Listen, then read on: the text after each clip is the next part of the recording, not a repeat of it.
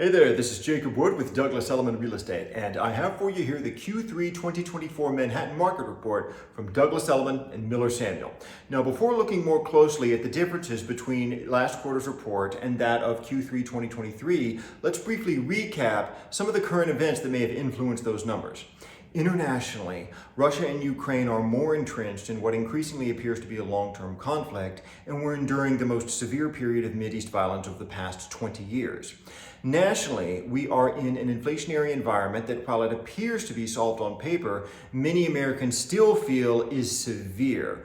We're also going through a presidential race that has seen one major party's political candidate convicted of multiple felonies and shot at, and the other party's candidate replaced mid-race. Locally, we're dealing with what many people believe is a migrant crisis, and it is a crisis for our budget, if for no other way. And our mayor was just indicted.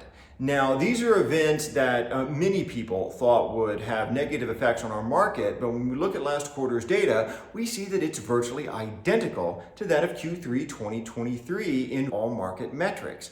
We also see that once again, the New York City market has shown resilience and stoicism in the face of these headwinds relative to the national market. Nationally, average closing price was down 2.5% year over year last quarter. It was down less than 1% locally. Median closing price was down over 5% nationally. It was virtually flat locally. The overall number of trades contracted 2.5% both nationally and locally last quarter.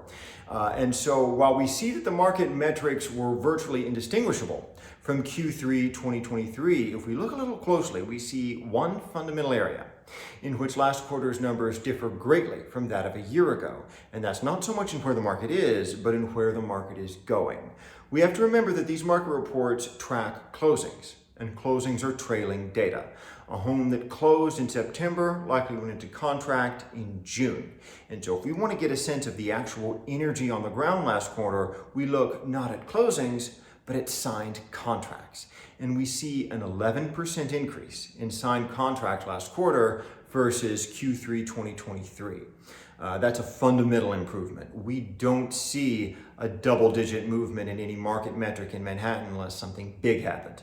And the big thing that happened last quarter was finally a relaxation in interest rates.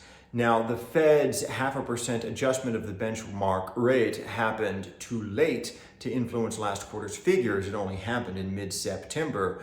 We have to remember that mortgage markets bake what they believe the Fed is going to do over the course of the next 6 to 12 months into current rates. And we have seen a 6-point decrease, 0.75%, in local market interest rates from their highs of last May. That has categorically loosened market activity. We have seen more showings per week for our listings. We have more buyers walking into our open houses. Also, the preferred presidential candidate of a vast majority of New York City buyers and sellers has much more bullish prospects now than they did at the beginning of the quarter. Most Americans gauge how the economy is doing not based on any objective economic metric, but based on whether or not their preferred party is in power.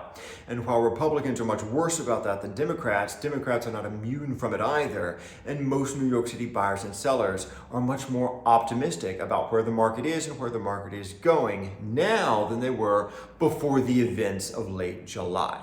So if you're interested in how the market for your home is currently performing or market activity for homes like the one you're looking for, let's talk more. This is Jacob Wood with Douglas Elliman Real Estate.